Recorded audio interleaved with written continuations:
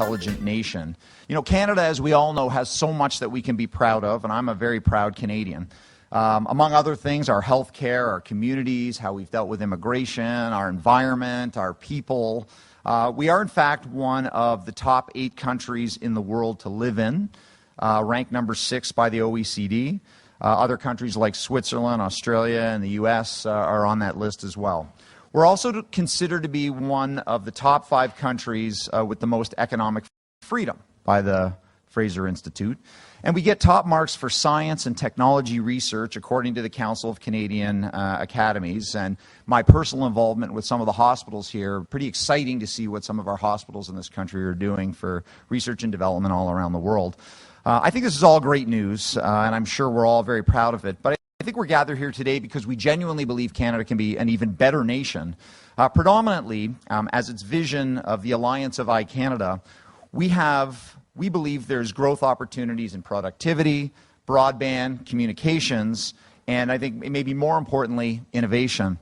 The Conference Board of Canada recently released its World Economic Forum Global Competitive Numbers for 2012 and 13. And for the 3rd year in a row, Canada has slipped pretty dramatically from 10th place to 12th place to 14th place.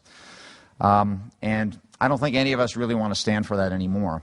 You know, good is certainly not good enough, not when we want to compete on a global scale. And I can tell you the amount of times in the last 2 years since the global crisis, how we, as Canadians, said this is a great opportunity for Canada to really increase its advancement in the world. Let's not squander that opportunity. And I think Canada really can compete, even at a higher level on the global scale. Now, to my surprise, over the years, I have been included on a few notable lists recently of what's been referred to as a social CEO, or companies that behave in a social way. And I've been invited by Barry, in particular, to today to tell you a little bit about what that means and why I think it actually makes a difference. Now, you see, I believe that one of our opportunities for Canada's economic development and recovery is social media, and I think that is due a little bit of an explanation. I don't think all of you need to get on Twitter, and then that's going to help Canada in any direct way. But I really do believe that there is an opportunity for Canada to better understand the influence that social media has on the world. And I think in particular to recognize the importance of a word, and the word is transparency. And to leverage transparency to build a culture of innovation in our country. Now, we all know these examples of the Arab Spring, legislative protests, the Occupy movement. I mean, we're all familiar to this, and social media in some way was a catalyst for those. But I do think they are evidence, the effect that social media has had on the entire world around us. Whether you like it or not, we are in a significant period of change, and I would argue a period of change that we've not seen in hundreds of years. In fact, I think we're at the confluence of 2 revolutions, a social revolution and a technology revolution. And I think the impact of change is being felt by businesses all around the world. And I think the expectations of leaders, like everybody in this room and myself, have also changed. Consumers are demanding transparency like never before. They want to discuss what they like, from politics to products, the companies they love and support, also the ones they dislike. It's like the online dinner table, the way I like to look at it. Now, this is a shift that some have referred to as, and I'm sure many of you have heard the word, we certainly didn't invent it, but social business. And I think it really hinges on the idea that businesses and their leaders will have no choice but to act more openly, more transparently from this day forward. How a company talks to its employees, how it talks to its shareholders, its customers, its community, its regulators, its government, and this applies to government itself. And with technology, the expectation that things are going to happen faster, they're going to happen in real time, and how we communicate to all these stakeholders at the same time, I think really needs to be reconsidered. Don Tapscott, a Canadian author, by the way, agrees that this shift is happening, and I'll read a quotation from him. Millions of media buffs now use blogs, wikis, chat rooms, and personal broadcasting to add their voices to a vociferous stream of dialogue and debate. Employees drive performance by collaborating with peers across organizational boundaries, creating what we call a wiki workplace. Customers become prosumers rather than simply consuming the end product. This new way of organizing will eventually displace the traditional corporate structures as the economy's primary engine of wealth creation. So, how do we make Canada a leading intelligent nation? And I think we leverage the opportunity to define our definition of leadership, because in many ways, and I believe this is true, and maybe it's a bit provocative, but the way we thought about strategy in the past, to me and to us, really is dead. And I think there is a revolution that is underway. It's time to take on the biggest challenger that I think the world has seen in an awful long time. Now, it's not social media, but I think it's what the result of social media is, which is the word I used before, transparency. A company called Brand Fogg and Chadwick Bailey in a recent study showed that 94% of consumers believe that social CEOs enhance the brands that they represent. 50% of consumers are more willing to buy from a company after following their tweets. 78% of employees want to work for a social CEO.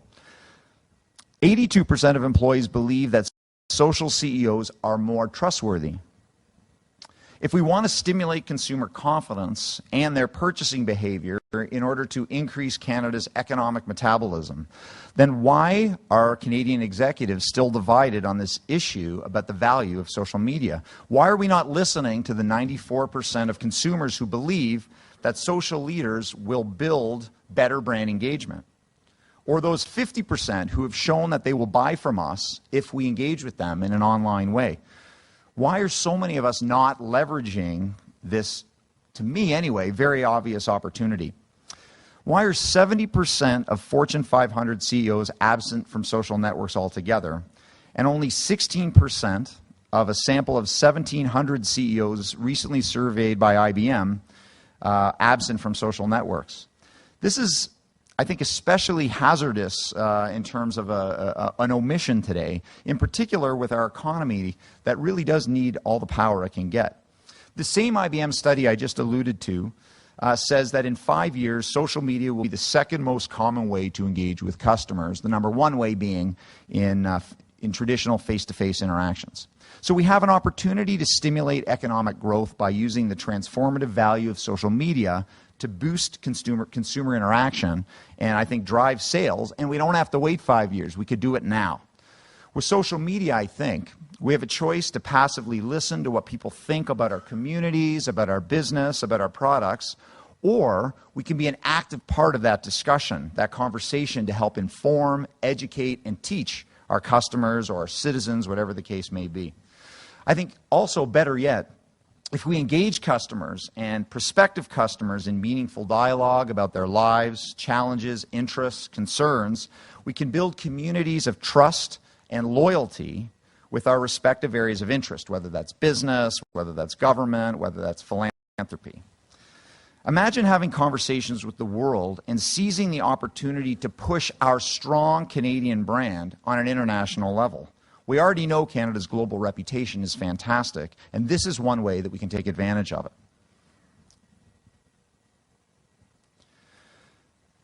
I'll go back to, as an example, the early days of capitalism, where a CEO like, let's say, Henry Ford, was the brand of Ford in many ways. And after that era, I think mass media and growth in the Industrial Revolution removed most direct contact that we have with CEOs, sequestering them to their ivory towers, constructing enormous walls between them and their employees and even their customers. But now the world of the CEO, I think, and leadership in general, has really turned to glass. Your business isn't your business anymore. There are no covers hiding your organization. Your processes, your people are visibly seen behind the curtain. All right, maybe not completely today, but I think it's impossible to refute that this is the trend. The covers are getting increasingly transparent. The businesses that are going to do better and continue to do better are ones that are allowing all of their stakeholders to look inside their business. I think the digital trends toward open data, mobile technologies that allows customers to engage with your business anytime and from anywhere really is the fuel for this. And I think this transparency is accelerating as fast as the growth of anything that we have in this country. And I think for business and for government too, it's time to tear the walls down, to join the conversation at the water coolers, at their dinner tables, so we can actually hear and influence what people are saying. It's time to cut through the corporate veil, personalize our values and the reputation of our companies, and leave our mahogany desks, I never had one, I don't have one, and get out of our ivory towers. Seeing the reality without filters, I think, is a huge advantage for any leader. And if he or she chooses, a CEO can take advantage of this clear window to engage people, inform people, and listen to people. Because understanding, I think in our personal relationships, we understand, leads to trust. And trust can lead to prosperity. I'll give you an example from Stephen Covey that he pointed out. In fact, Covey argues that while trust can be typically perceived as a soft skill, by the way, like we once thought about emotional intelligence, and I think no one would call that a soft skill anymore, is actually a quantifiable skill with huge economic values, and it can change lives and impact organizations. I think we live in a world today where CEOs and leaders in general, their personality and commitment to transparency can lead a business transformation and can lead a country's transformation as well. And I know many of us in this room, who I won't name because I'm running out of time rapidly. Seconds go by very quickly when they're staring you right in the face.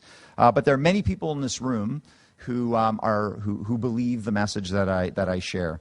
Also, the likes of Michael Dell, Richard Branson, the Indian tycoon I enjoy following, and Ann Mahindra, who I used to be able to say perfectly well. And one of my favorite new followees is the new CEO of Yahoo, Marissa Mayer. Even Rupert Murdoch, Jack Welch, and as recently as a few weeks ago, the Prime Minister of the UK, David Cameron, saw it to open up for the second time, his personal Twitter account. So there's no doubt that their involvement in social media and their efforts for digital inclusion have added a tremendous amount of value to their governments, their communities, their businesses, and their shareholders. So I'm here today, and I was asked to tell you that the future really is social. And there are many predictions that support this statement, and I had a variety of quotations, and I'm going to trust that you believe me without me having to quote someone else. So, but being a social business for me is one that focuses on digital inclusion, some words we talked about earlier before, where all employees and their leadership utilize social media in one form or another. And I think that's what the future holds for most business and certainly for government. It's the new competitive advantage, and I think it is the fuel, or certainly a new fuel, that can really help Canada's economic development as well as its competitiveness around the world. I mean, why can't Canada invent the next Google? Why can't Canada invent the next iTunes, for example?